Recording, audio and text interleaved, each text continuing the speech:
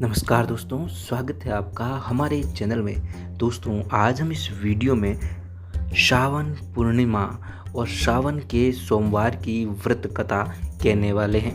दोस्तों, आप इस वीडियो को पूरा और अंत तक ज़रूर देखें ताकि आपको इसका लाभ प्राप्त हो और इस कथा वीडियो का अनादर भी नहीं हो।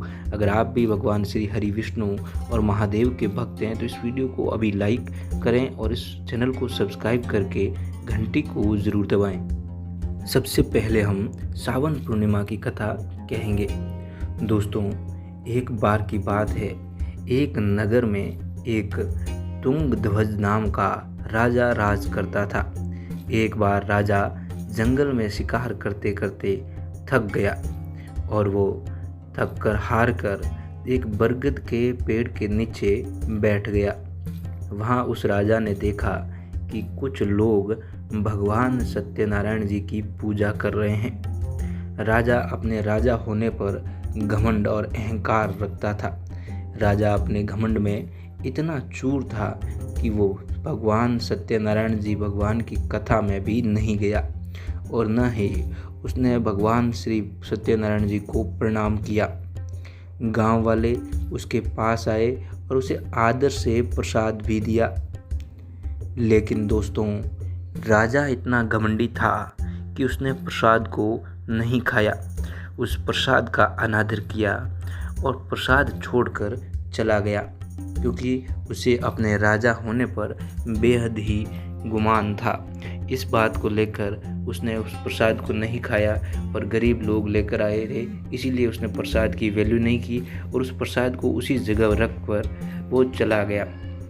अब राजा अपनी नगरी पहुंचा जहां पर वो राज करता था, तो उसने देखा कि दूसरे राज्य के राजा ने उसके राज्य पर हमला कर दिया है और उसके राज्य का सब कुछ तहस नहस कर दिया है। उसका सब कुछ बिखर चुका था, जिसके बाद उस राजा को समझ में आ गया कि ये सब क्यों हुआ। वो समझ गया कि ये सब भगवान सत्यनारायण जी के क्रोध के कारण ही हुआ है। दोस्तों, तब राजा को अत्यधिक पश्चाताप होने लगा। वो अपने किए पर बेहद ही शर्मिंदा था और राजा को अपनी गलती का एहसास होते ही राजा घोड़े पर चढ़ा और उसी जंगल में वापस चला गया जहाँ पर उसने प्रसाद को छोड़ी थी।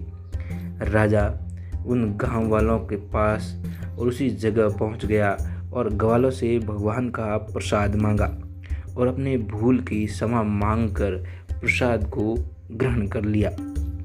ये सब भगवान सत्यनारायण जी देख रहे थे। भगवान सत्यनारायण जी ने राजा को क्षमा कर दिया, उनको माफ़ कर दिया और सब कुछ पहले जैसा ही कर दिया। राजा ने काफ़ी लंबे समय तक राज सत्ता का सुख भोगा और मरने के बाद उसे स्वर्गलोक की प्राप्ति हुई। दोस्तों, शास्त्रों के अनुसार जो भी व्यक्ति विधि पूर्वक भगवान सत्यनारायण जी की व्रत और कथा सुनता है, उसे संसार के सभी सुखों की प्राप्ति होती है। उस व्यक्ति पर हमेशा माता लक्ष्मी जी की कृपा बनी रहती है। वह व्यक्ति कभी भी निर्धन नहीं रहता है, न ही उसे किसी प्रकार की कोई परेशानी होती है। सत्यनारायण भगवान की कथा सुनने वाले व्यक्ति को, प्रत्येक व्यक्ति को भगवान सत्यनारायण जी की कथा अवश्य ही सुननी चाहिए। भगवान सत्यनारायण जी की कथा सुनने वाले व्यक्ति को मरने के बाद वैकुंठ धाम की भी प्राप्ति होती है, जिससे भगवान सत्यनारायण जी की कृपा हमेशा प्राप्त होती रहे। वहीं दोस्तों, अब हम जानेंगे सावन के सोमवार की व्रत कथा। दोस्तों, आप इस वीडियो के कमेंट बॉक्स में जाकर हर हर महादेव, जय श्री विष्णु, जय माँ लक्ष्मी लिखकर हमें भेज दें, हमें बेहद ही खुशी होगी। दोस्तों, किसी नगर में एक साहूकार रहता था, जिसके घर में धन की कमी नहीं थी, लेकिन उसे संतान सुख प्राप्त नहीं हुआ था, जिस कारण वो बहुत परेशान रहता था। पुत्र प्राप्ति की इच्छा से वो हर सोमवार का व्रत भी रखता था और पूरी श्रद्धा के साथ शिव मंदिर जाकर भगवान शिव और पार्वती जी की आराधना करता था। उसके भक्ति भाव से माँ पार्वती प्रसन्न हो गई और भगवान शिव से उस साहूकार की मनोरथ पूर्ण करने का आग्रह करने लगी। दोस्तों, पार्वती जी की इच्छा सुनकर भगवान शिव ने कहा, हे पार्वती, इस संसार में हर प्राणी को उसके कर्मों का फल मिलता है और जिसके भाग्य में जो चीज़ होती है उसे वो चीज़ भोगना ही पड़ता है। लेकिन पार्वती जी ने साहूकार की भक्ति का मान रखते हुए उन्होंने यह हठ किया महादेव जी के आगे कि उस साहूकार की मनोकामना पूर्ण करे।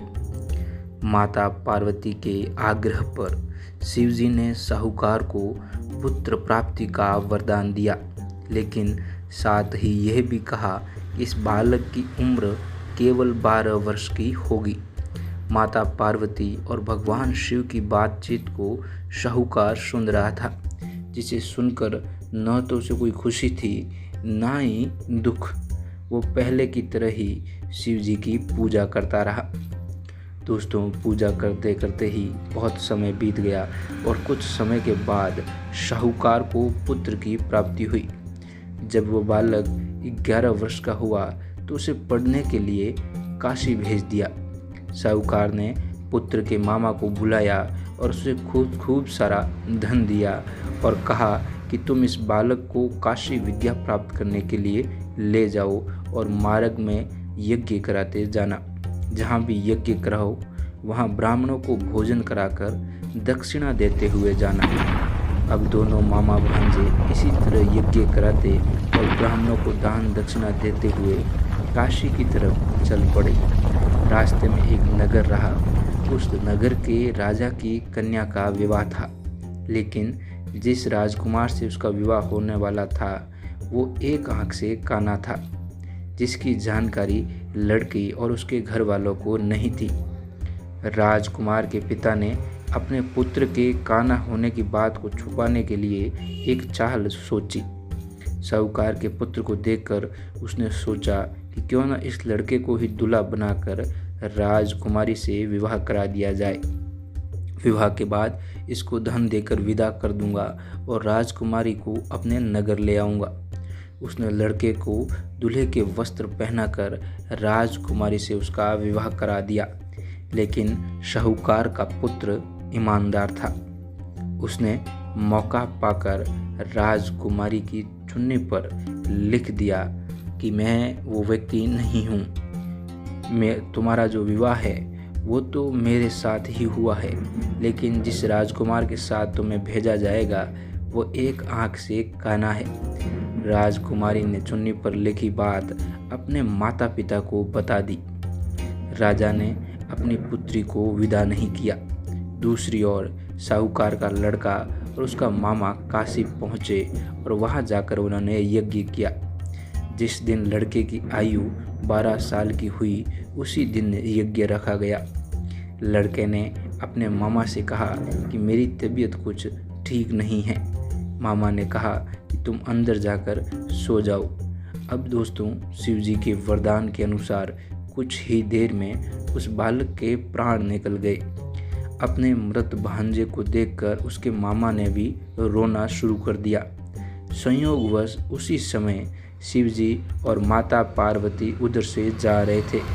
पार्वती ने भगवान भोलेनाथ से कहा, स्वामी, मुझे इसके रोने के स्वर सहन नहीं हो रहे हैं, आप इस व्यक्ति के कष्ट को दूर कर दें। जब शिव जी मृत बालक के पास गए तो वो बोले, ये उसी साहूकार का पुत्र है जिसे मैंने 12 वर्ष की आयु का वरदान दिया था।